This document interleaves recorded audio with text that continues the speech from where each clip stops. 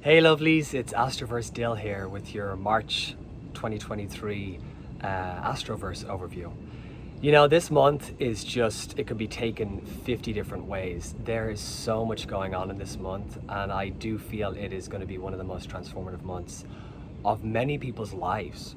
I say that, it sounds absolutely kind of ridiculous, but I just know deep down that February version of you and the April version of you are going to be very different people.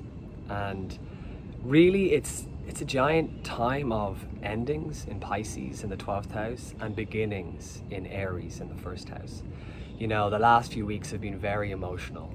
A lot of people deeply in the heart space.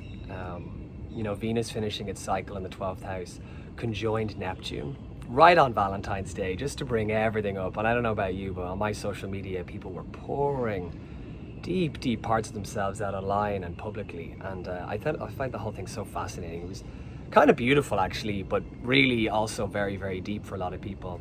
You know, Neptune brings up this very otherworldly, etheric, subconscious feeling, and then having Venus finish at the Anaretic degree of 29th degree on on Valentine's Day was just like any values around love or money that are unresolved or that need to be let go of were let go in that moment. And then in the same vein, we've had this first degree moment of Aries, this initiation energy.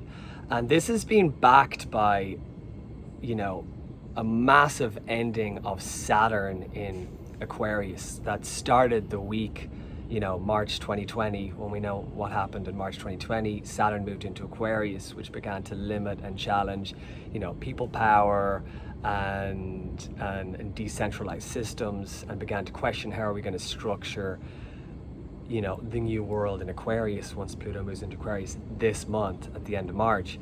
And so there's this giant shift of Saturn moving from Aquarius into Pisces, which will feel like a giant lifting of like being able to breathe again.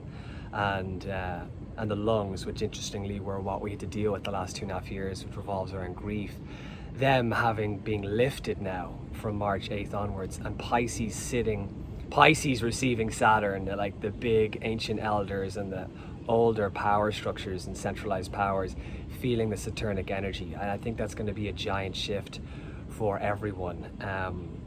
But what's really going on, interestingly, specifically early in the month, is you have this giant 12-degree conjunction between Jupiter and Chiron on Venus. You got the wounded masculine, the wounded warrior, meeting the feminine, and then being expanded by Jupiter, all at the 12th degree. And I kind of want to start this reading off because it's going to be much longer than any of my other ones, well, apart from my yearly overview. But this might be, I'm going to go with a new approach. There's so much going on this month that I'm going to give an overview, and then I'm going to go day by day, because there's just each day in March, not exactly day by day, but there's so much going on as we go through the month. And I was thinking that as part of the Astroverse monthly overview, that I would give you some day-by-day feelings and patterns that are revolving around each day, because I think that might be helpful, for everyone to look through the month in that kind of frame of mind. So I want to read out the Sabian symbol for the 12th degree of Aries, and that's where Jupiter and Venus and Chiron are meeting, and they're specifically conjoining at the 12th degree between the 1st and 3rd of March. So right at the beginning of the March, we're going to have giant meeting of the feminine and masculine, and I think a lot of things are going to come up. It's a really interesting Sabian symbol for that moment.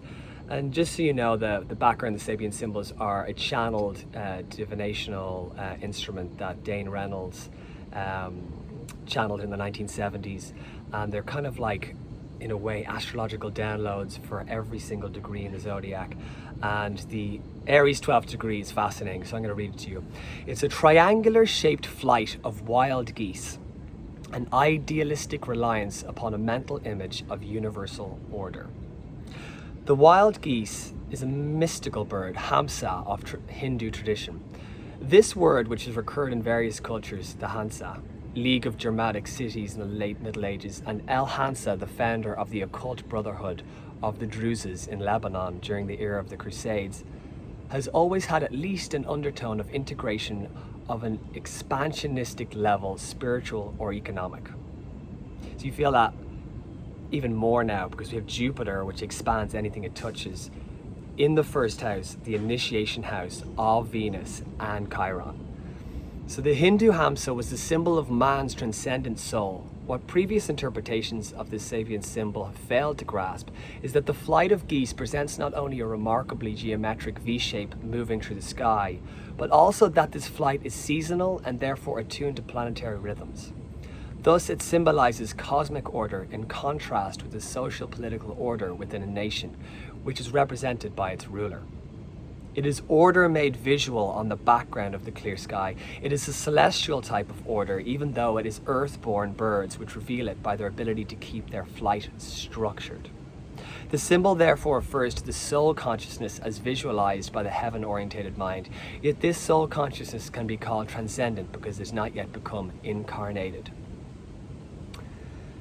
Because this is a second stage in the third 5-level sequence began with phase 2, we have to consider what it picture in contrast to the preceding symbol. A basic dualism of consciousness is thus suggested. We are arising a potential conflict between cosmic and social principles of order. The principle of cosmic order polarizes the all too human reliance on the social concept of law and order. And for me, this makes so much sense as we roll through Pisces. As the sun comes through Pisces, and we've got this 12th house Aries being, illuminated, you've got the cosmic order of Pisces and endings and that whole watery, otherworldly nature, even aliens and addiction, and these are the things that Pisces represent. And then you have this very structured initiation energy of Aries going forward. And that is really the theme of this month. There's this heart space, everything's possible, dream and dream and dream of Pisces. And then there's also this move your energy forward. There's a new beginning happening. Saturn is moving sign, Pluto is moving sign. What is the new thing that you're offering in the world? And really, like, this March 7th, Saturn piece is a huge moment because it's a 3-year cycle that begins. And so whatever you're doing on March 7th, whoever you're around, whatever dream that you're manifesting, know that that's part of a new 3-year cycle. And March 7th it's a huge moment in our year. What's interesting is simultaneously you've got the South Node, which is the karma of the nodes. It's in Scorpio in the 4th house. So I wouldn't be surprised if many people might be dealing with the father archetype earlier in the month. Is there anything that you can clean up with your own father or how you show up as a father?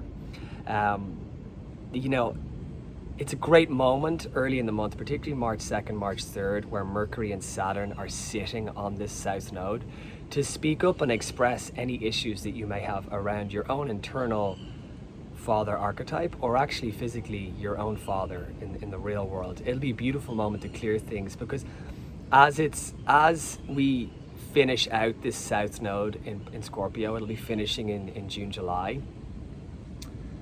It's a good time to just have those conversations, and specifically here early in March, anything that is brought up now and dealt with can be closed this year. What is also happening simultaneously with the Saturn karma is the Pluto sequence in Capricorn, which we've been dealing with since 2008. So we've been dealing with this giant, power journey around centralized Capricornian government, corporates, and that is at the 29th degree right now, also the Anaretic degree, the last degree, the balsamic moment for us to figure out, okay, what needs to be let go of? What ritual can I do between now and March 23rd that lets go of any kind of Capricornian stuff that I've been dealing with since 2008? And what am I bringing into this new age of Aquarius, where we function from community, where we function from decentralization, where we function from bubble economies, where we, have our families by community as opposed to individually, where we require and we need each other as opposed to having governments and corporate bodies lead us. We're gonna have to lead ourselves much more in the future. And the great question is what am I doing in this coming time, all through this month? Early in March, on May 3rd, we have Moon and Lilith conjoin Leo. And this is like a major moment for the masculine to figure out how it's leading the feminine. You know, how can you softly and emotionally lead the collective? How can the Leo archetype meet that Lilith energy, that, you know, sweet but wild feminine, that untethered, unprogrammed feminine that's coming through more and more in our existence? And because Chiron's also being expanded by Jupiter, we've got a lot of, you know, male weakness and the wounded warrior being highlighted and coming up for review. And my question to everyone is how can you consider leading others in a more unfettered, wild way while still being soft and more feminine? You know, Leo by its very nature is masculine. It's a leadership, lionistic energy. And I think there's going to be, again, a lot of push and pull. There's all these new beginnings. There's all these old parts of ourselves, these old patterns that we have to let go of. And there's a giant square happening between Scorpio, Pluto, North Node, and Leo early March 3rd. And,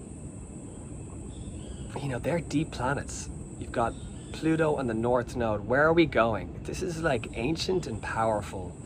And I feel like early March, we're all going to be on our toes. You know, it's going to be a big moment. It'll probably be the biggest moment so far in the year, early March, March 3rd. And I think that's going to be initiating us for the whole month. On March 4th, it's going to soften because the moon is going to trine Chiron, which means it's going to be a flowing nature between the feminine, you know, the more family orientated, and the masculine. In this moment, my feeling is how is the feminine leading the wounded masculine? You know, how is the feminine supporting the warrior back to its own strength? You know, this will surface in many, many different ways in your own life. And I just would encourage you to consider that softening energy. As we come to March 6th, Moon will oppose the Sun, and there will be a giant grand square intact. This is maybe a moment to detox because there's a whole Virgo Pisces opposition. You know, how can detox and refinement support your own vision in the month ahead? There's a giant community feeling to this. Like, how can your community show up for you to help you, you know, complete the vision that you have in the world? And this will be like expanded by Mercury as Sun conjoins Mercury on March 8th. Is there anything spiritually that comes up early in March? Is there a deep process that you go through that needs closing come March 8th? Can you consider your dreams? Are there dreams coming up on March 8th? It's a very like underworld, lucid dreaming, Piscean moment in the month, and I'm wondering if there's anything that comes true in your dreams that you can actuate in the real world. It's also got Sun conjoined Neptune, so like the dreamy state continues. You know, like, are you taking plant medicine? Are there journeys happening March 8th like that you can go into the other dimensions to like bring that forward into your own reality? I feel like that's leading us towards March 14th, where Venus comes round, which is now in Aries in its first house, and it's conjoining the North Node in Taurus. And as we know, the North Node is our dharmic path, where we're going, where our purpose is.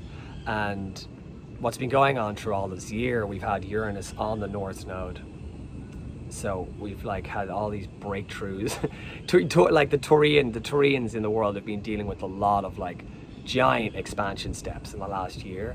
And Venus is going to come around and recheck and re-question those values that you've been instilling in that process. So the middle of March might feel like this moment of your Dharma playing out, you know, the higher purpose of what you've been working on since May 2022 when the nodes moved into Taurus. Is that feeling like a culmination right now in the middle of March? I feel like it's a giant moment of questioning your actions and what values are you fully instilling into reality, because come May, June, there's no going back. Like, that process of Uranus on the North Node in Taurus will be actuated, and I feel like there'll be a moment of like crystallization and also like, okay, I'm on track, or hey, where do I need to readjust this? March 15th is a super sexy chart. Lilith and Moon in the North Node in a giant grand trine of flowing nature. It's like a giant pyramid when you look at it on a chart. It's really a beautiful, magical feeling of the feminine magic, and what I feel into is to expect magic. You know, the 14th might be a giant reckoning, and the 8th we might be going through our whole underworld. The 15th could just feel like a very fucking feminine, sexy moment in our month, and that's followed up by Mercury coming to help express that. Mercury conjoined Sun, speaking truth in the ancient parts that we might hide from others at times. My note is to speak and to make spells. Speak and make spells. You know, on St. Patrick's Day, which is an inversion. So, I mean, that is a day to make spells towards the Lilith energy, you know, the wild feminine, which is the opposite of what St. Patrick did, which is kill the snake and kill the feminine. You know, mid-March, we need to be considering the giant ending that's about to take place. Pluto at the 29th degree with a week left until the 23rd. What has come up since 2008 that you can let go of? You have a whole week to a last ditch let go of any parts in structure, any parts of your own leadership. The Capricorn element, 10th house Capricorn, leadership. Which parts of yourself can you let go of, and which parts of yourself are you wishing into existence? This is March 27th through March 23rd, and it conjoins, because, well, not conjoins, but it gets spirited by March 21st, because that's the new year. You know, our real new year begins on March 21st, because that's the first house of the zodiac. And as the sun moves over March 21st, this is New Year's Day for everyone. Sun moving into Aries with the moon and Mercury. Like, how can we speak our new value systems and let them be known publicly? It's a big moment. And as we know, we've been waiting for years, then as March 24th comes along, Venus and Moon and Uranus conjoin Taurus. This is huge, because as Pluto moves into Aquarius, we get this giant family, you know, this feeling of like our values being fully instilled and we're on a track. You know, the culmination of new value systems being revealed. Have you gone beyond survival? Because Uranus and Taurus has been testing everyone's survival. Having North Node and South Node on Taurus and Scorpio has been testing everyone's survival ever since November 2022. March 2022, but then November 22 was like doubled down during that eclipse. And so, are you at home in your community? Like, what are you doing in the Aquarian age? I hope this is all revealed in this moment. March 26th, Lilith is a very strong influence here, an emphasis. Where can your feminine be wilded? And this is not just the feminine, where can she step forward, but also in your own polarity. She's trining Sun and Mercury and Chiron. So anything of the not highest expression will be pressed by Lilith. This could be a major moment for expansion or feedback. So I feel like as we blow out of into this new age, we might be getting some feedback, and I'd listen. You know, I think it's all a process of adjustment and all a process of knowing and making assured steps on the path. At the very end of March, March 30th, we'll be feeling the Pluto in Aquarius as it opposes the Lilith and Moon in your charts. There's also a Saturn, Mars, South Node Grand Trine. So it's, oh my God, it's such a powerful reclamation of the month. Are you ready? Have you prepared? You basically, like, are you ready to experience the full breadth of what you've been using this whole month? Like, January and February are like these creativity, deep karmic unravelings. And by March 30th, like, you've been waiting for this moment all year. Are you ready to go? You've been storing in January and February to get to March 30th. And by March 30th, like, the track should be set. You will be a different person in April as you were in February. And the permutations of this are so vast that it's really hard to know how this is going to affect everyone. All I know is the word transformation is there. All I know is that we are ending a time and we are beginning a time. And you can pick, if you just put the work in, and I know you have been in January and February, but if you continue to put the work in, by late March, I know you'll get the results. And I know there's been a lot of like survival energy just because of the Scorpio Taurus axis the last year, and like that time was going to end, and that the purpose of that was to put people into like, okay, well, how am I going to be self-reliant in the Aquarian age. How am I going to utilize my community, and how am I going to activate that to like feel that I can be self-reliant in the future? Because things are going to change in the next 2 years drastically as we move into like a more people-orientated, communal-focused energy, as opposed to a Capricorn energy where, you know, corporate bodies and governments have been taking care of us. You know, they've been printing money to make sure we're okay, and that time's ending. We're gonna have to take care of ourselves a bit more, and we've been prepared in the last 2 years, 2020, 2021, but I don't even know by 2025, like, I don't even know if we understand the level of change, because I don't even know. The technological advancements,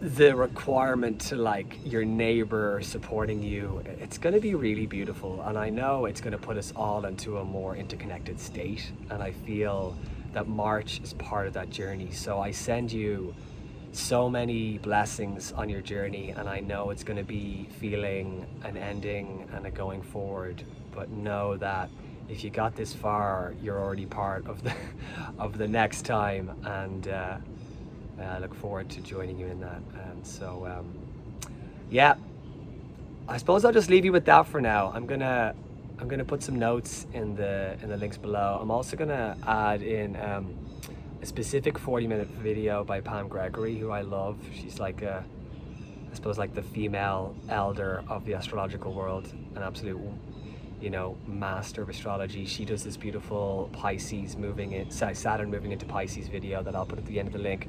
It's a very deep overview of the water time that we're moving into, and how water is going to become very, very important. And I'll also put down my new website that I just launched, it being 0 degrees Venus, and also a time of initiation. I am taking my astrological offering much more seriously than I was in the last 6 months, just because there's just so much momentum and people are requesting my guidance. So I've began to offer more and more offerings. So have a look through the new website, and sure, I will see you first day of April. I'll release this for March, and yeah, I'm sending you so many blessings and lots of love, and may the Astroverse be kind and sweet, and yeah, I hope you learn some beautiful lessons. Okay, much love. See you soon.